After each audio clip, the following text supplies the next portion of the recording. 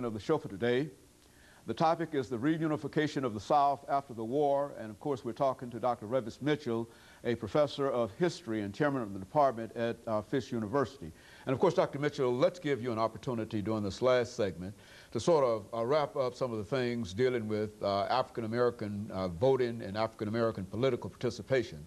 I think you've already given us his entrance into politics shortly after the war and the impact that he had on politics. But let's expand that and talk about his removal and some of those things that are associated with it. While those Union soldiers in the South, they protect the black voter. They may not protect him personally, but they keep the polls open. They make sure that people can vote. The South is frustrated. The South has lost the Civil War. The great dream that the South had been built on was the dream of large plantation ownership and having slaves, and now that dream is gone. I can't appreciate, or I can't support it, but I can understand what happened. So also the South has lost white majority rule, white voter rule, not majority, but white rule. We see certain emotional activities. In North Carolina, we see the regulator movement. We see the Knights of the White Communion. In Tennessee, we see the Ku Klux Klan. Again, these are organizations built upon frustration. And to vent that frustration, they use intimidation. One of their targets were black voters, encouraging black people not to vote. The troops encounter the Klan, but on the national level, that same frustration is being looked at. Economically, it's costing the North to keep those troops in the South. It's a period of national disunion. Eventually, a political deal is struck. The politicians, North and South, get together, and they decide that in order to rebuild the South, to discontinue that cost, that federal troops will be removed. Once federal troops are removed, and once states are allowed back in, we see a number of precocious acts, of uncertain acts. We see the application of poll taxes. We see the application of literacy testing. All of this is to disenfranchise. So all of the gains made by the Civil War, the voting rights gains, are lost for African Americans. Consequently, when the African American can't vote, his representatives can't vote. Well, his representatives are removed.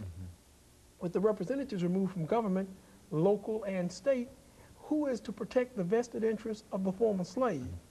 Who is to protect the vested interests of the underclass? The South, after the Civil War, needed an underclass. They needed someone to work the plantations.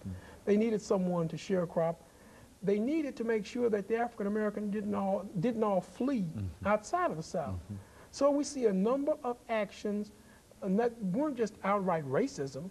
They were also political and economic acts carried on by a South with no protection for the African American. Sometimes with the state legislatures involved. Exactly, exactly, because the same persons who control the legislatures were those who control the Southern economy, were the large landholders. So we see precocious laws developed, reinstituting a system just as harsh, if not harsher, than slavery.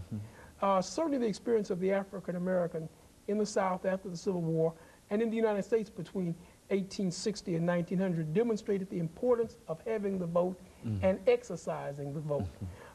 Once you lose control of that vote, then you have no real voice in government. You have no voice to select people who will protect you.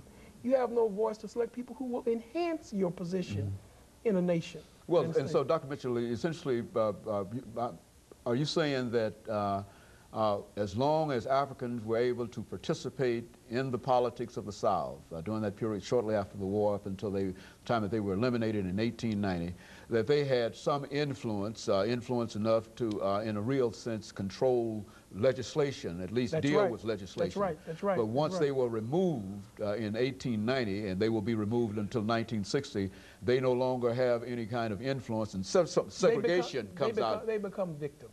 Segregation is one of the great divisions. Well, it's also the emotional stress still of the South. The South doesn't know how to deal with its northern industrialized counterpart. The North is becoming visibly more well-off economically than the South. And the South needs someone to scapegoat. So we see, again, these precocious laws and actions. Slavery gave automatic status to a free man. Any free man was better than a slave. After slavery, we see the beginnings of institutionalized racism, not just in the South, but certainly in the South. So status is accorded based upon race. The previous advantage that had been enjoyed in freedom was now acquainted to race. So we began to see the concept of racism, the white superiority, based on nothing but race. You know.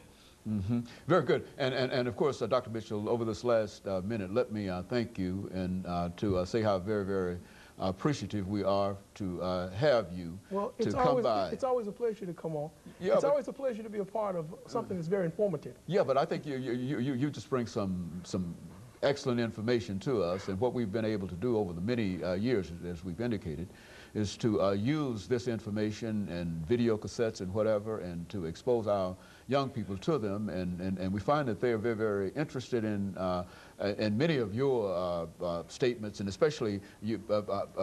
I really wouldn't want to leave without saying something about the Fisk Jubilee Singers, the story of the Fisk Jubilee Singers. Well, thank you. It's been a pleasure, and hopefully we'll do other programs and discuss other topics. Okay, very good. Because it's always a pleasure to be a part of Comments with Dr. Okay, Haney. I certainly appreciate that, and let me encourage others to then tune in next week for another informative edition of Comments. Thank you and good morning.